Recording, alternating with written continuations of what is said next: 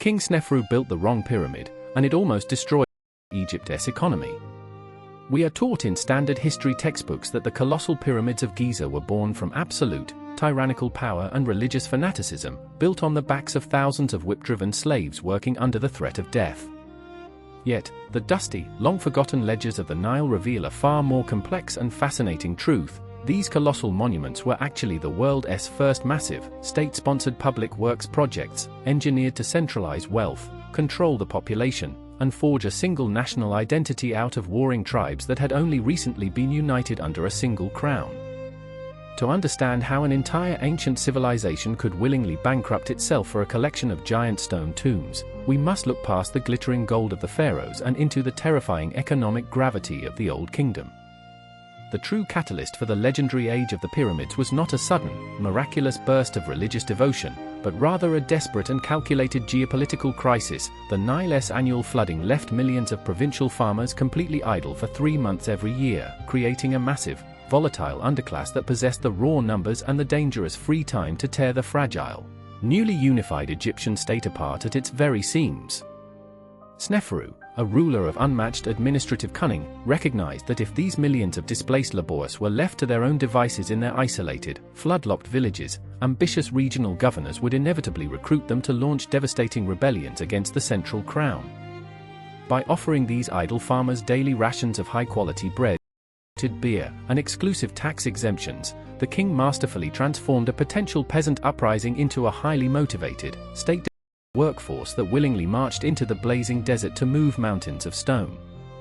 Yet, just as this massive social engineering project began to stabilize the kingdom, Sneferu's royal scribes discovered a silent, terrifying flaw in the treasury's ledgers that threatened to destroy the dynasty before the first monument could even reach the sky. The sheer, compounding cost of feeding this massive army was outstripping the state's entire grain reserve.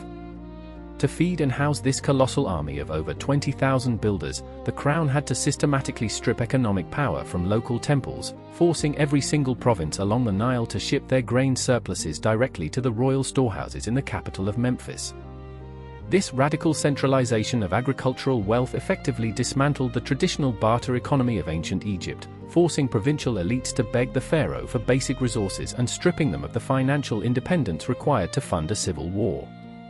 Therefore, the pyramid was never designed to be a static monument to a dead god. It functioned as a massive, roaring economic pump that recycled the nation's entire wealth, pulling physical resources from the outer provinces and concentrating them permanently in the hands of the absolute ruler. But when Sneferu's ambitious son, Khufu, inherited this delicate economic machine, he realized that the entire system had become completely addicted to monumental construction,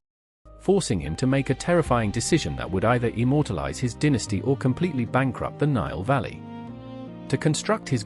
pyramid at Giza, Khufu did not rely on brute force, but on a hyper-efficient, terrifyingly precise bureaucratic machine managed by his high priests and royal overseers who treated the entire Nile Valley as a single, giant factory floor.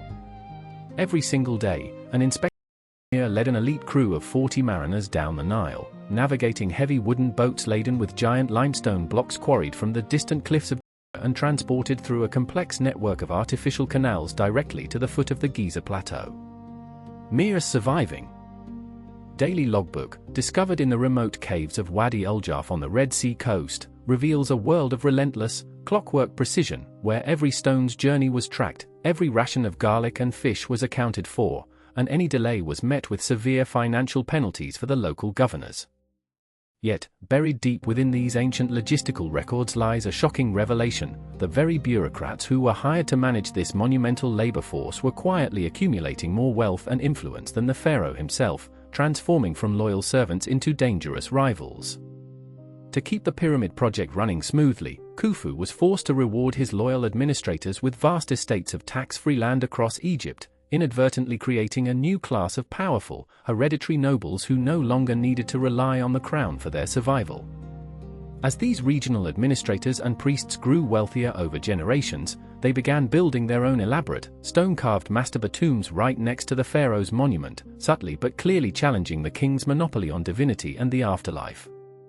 This slow, internal bleed of royal authority meant that while the Great Pyramid of Giza stood as an unmatched triumph of human engineering, it simultaneously hollowed out the economic foundation of the monarchy, leaving future kings with a heavily depleted treasury and a fractured empire. By the time Khufu's grandson, Menkaure, began construction on the third pyramid at Giza, the royal treasury was so depleted that the king had to abandon solid limestone altogether, leaving historians to wonder if the pyramids actually destroyed the very civilization they were built to preserve. The real cause of the collapse of the Old Kingdom was not a sudden, violent foreign invasion or a series of massive slave revolts as textbooks often claim, but rather a silent, devastating shift in the global climate that the highly centralized, pyramid-dependent economy was completely unable to survive or adapt to. As the monsoons failed and the Nile floods dried up around 2181 BCE, the local governors, who had spent centuries accumulating tax-free land and building their own private armies, realized they no longer needed a distant pharaoh in Memphis who could only offer them empty stone monuments instead of life-saving grain. The royal treasury, exhausted by centuries of maintaining the massive mortuary cults of dead kings who demanded daily offerings of food and wine for eternity, was completely empty, leaving the living pharaoh with absolutely no food to distribute to his starving people. The turning point came when the last pharaoh of the 6th dynasty, Pepi II, ruled for over 90 years, his mind and body slowly decaying along with his empire, while his provincial lords quietly carved up the kingdom into independent, warring fiefdoms and left the royal court to starve in its own palace. In a cruel twist of historical irony, the very monuments built to grant the pharaohs eternal life and absolute control over their subjects had created the exact bureaucratic monster that eventually tore their empire to pieces, leaving the silent giants of Giza to stand watch over a ruined, starving land where a king's word was no longer law. If the pyramids were not built as tombs, but as a desperate economic experiment to control a nation, we must ask ourselves a final, unsettling question: did the pharaohs build Egypt, or did the pursuit of the impossible simply build a cage they could never escape? Which is the greater tragedy, an empire that collapses, or one that lives forever only in stone?